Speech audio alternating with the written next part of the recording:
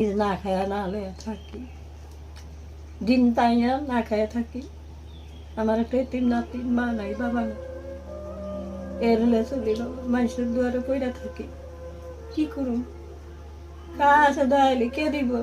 এই যে বড় বড় বিল্ডিং, একটুর মাংস দেয় নাই কেউ, কেরা দিব? আমাকে তেরম ধরে দিলে দুনিয়া কই যাবো?